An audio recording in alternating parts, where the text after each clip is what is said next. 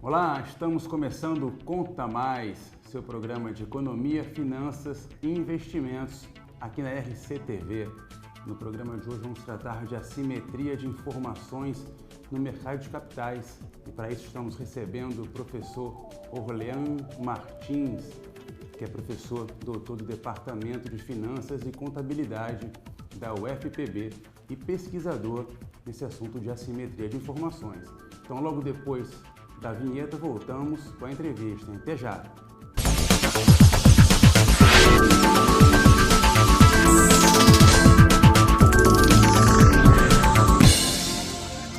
De volta com o Conta Mais, hoje recebendo o professor Orlean Martins. Orlean, muito obrigado por tua presença aqui no programa.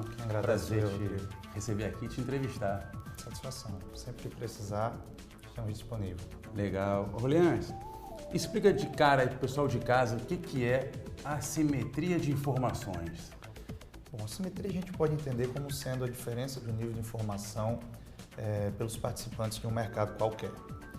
Há um pesquisador americano chamado George Kerloff, que na década de 70 ele já fazia pesquisas sobre assimetria de informação.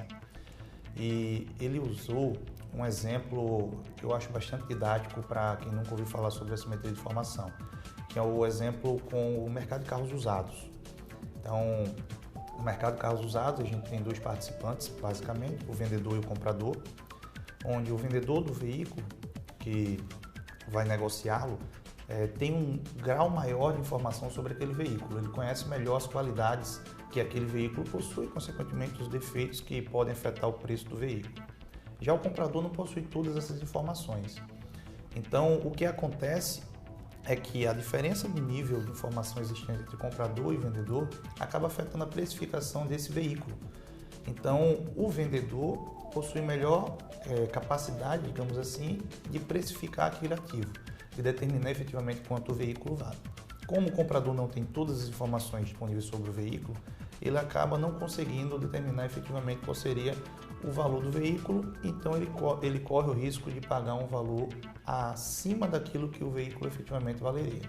Exatamente, quer dizer, ele é prejudicado em relação à quantidade de informações, talvez até a qualidade de informações. Sim, certamente. Não só a quantidade, como você bem frisou, a questão da qualidade da informação. Então, esse exemplo que ele chama de mercado de limões, onde ele se refere nesses limões seriam os carros ruins que existem no mercado. Então, no mercado qualquer, você teria carros bons e carros ruins. Então, como haveria dificuldade de o comprador precificar efetivamente quanto valeria esse veículo, o mercado acaba tendendo a um preço médio, onde os carros de boa qualidade são subavaliados e os carros de qualidade ruim são superavaliados por esse preço médio. Então, essa diferença de informação entre comprador e vendedor, que a gente pode extrapolar e trazer, por exemplo, no caso do mercado de capitais, é o que caracteriza o que é efetivamente a assimetria de informação. E como é que eu meço a assimetria de informação? Como é que eu sei que ela existe em um mercado específico? Bom, no mercado de capitais, por exemplo, que a gente tem bastante diferença de nível informacional, onde a gente pode considerar, por exemplo, uma empresa sendo um projeto, né, que tomadores de capital buscam recursos para financiar esse projeto e os poupadores, que são os investidores, buscam bons projetos para aplicar o seu capital. Então, para se identificar ou se medir efetivamente, você não consegue fazer de forma direta, na observação direta. Porque, por exemplo, diferente de algumas outras medidas financeiras que a gente tem, como lucro, como receita, fluxo de caixa, a assimetria ela não é medida de forma direta.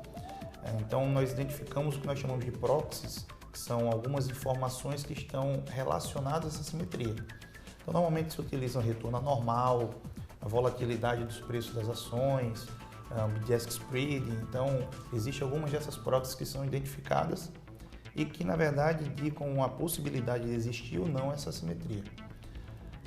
De aproximadamente uma década para cá, alguns pesquisadores americanos desenvolveram um modelo, que é um modelo matemático baseado numa distribuição bayesiana, que eles tomam como base o volume de ordens de compra e o volume de ordens de venda das ações. Então, a partir do desequilíbrio desse volume, eles identificam uma probabilidade de negociação com informação privilegiada.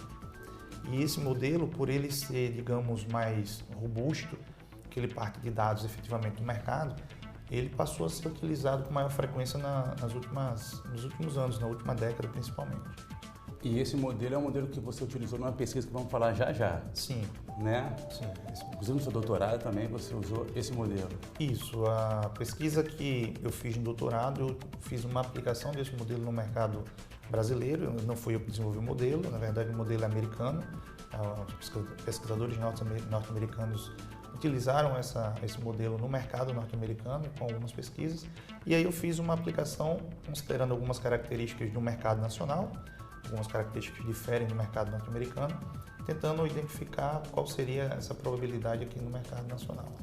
E a assimetria existe em qualquer mercado, assim, em termos de mercado de capitais. Existe tanto nos Estados Unidos, como existe na Europa, como existe no Japão, existe no Brasil. Sim.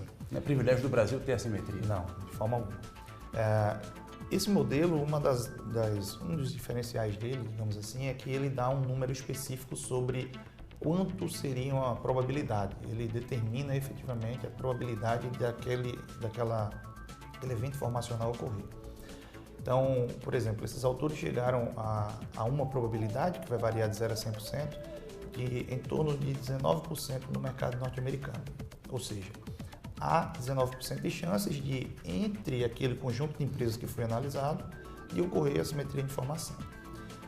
Mercados emergentes, que tem menor proteção legal aos investidores, ou seja, as leis são menos rígidas, essa probabilidade tende a ser maior. Então, na literatura internacional é fácil se identificar isso. Então, na pesquisa que eu fiz, por exemplo, eu encontrei um número maior no Brasil, em torno de 25%, maior do que no mercado norte-americano, que ficou em torno de 19%. Obviamente com amostras diferentes, mas que já dá uma noção dessa possibilidade. A liquidez do mercado também influencia esse modelo ou não? Sim. Em tese, quanto maior a liquidez, menor tende a ser essa assimetria de informação. Porque títulos, ações mais líquidas têm um maior número de acionistas, de investidores. Então, o impacto que um possível insider, um negociador informado, pode ter sobre o preço da ação é menor. Só que no Brasil, como eu falei, nós temos algumas características diferentes. O nosso mercado de ações tem uma quantidade menor de empresas, a estrutura de propriedade das nossas empresas ela tem como característica uma alta concentração de ações, então isso acaba influenciando. E nós temos também uma particularidade do mercado que é o alto volume de emissões de ações preferenciais. Então, todos esses fatores eles acabam fazendo com que a relação dessa assimetria com a liquidez aqui no Brasil seja positiva, onde na verdade a gente esperaria uma relação inversa. Quanto maior a liquidez, menor a assimetria. E também tem a ver com governança corporativa, no fim das contas, né? Sim. Existem algumas ferramentas que se busca utilizar para tentar reduzir ou amenizar o efeito dessa assimetria de informações. Um desses conjuntos de ferramentas se encontra na governança corporativa. Por que um dos conjuntos? Porque lá a gente vai ter algumas práticas que são adotadas, inclusive, por algumas empresas brasileiras, como a presença de conselheiros membros no Conselho de Administração, membros independentes, como a existência da Câmara de Arbitragem. Então, existe toda uma monitoração sobre os acionistas controladores que acaba fazendo com que a assimetria seja reduzida. Então, a existência de práticas diferenciadas de governança não quer dizer que vá coibir a assimetria, mas que ajuda a reduzi-la. Dificulta. Isso, dificulta a existência. Orleans, a gente vai para um break, mas já vou deixar aí no ar uma questão que é qual a importância de se saber que existe assimetria, né? Qual o peso de se saber que há assimetria no mercado na tomada de decisão de investimentos, tá ok? Então, pessoal de casa, fica aí que nós voltamos daqui a pouquinho, logo depois do intervalo, hein? Até já!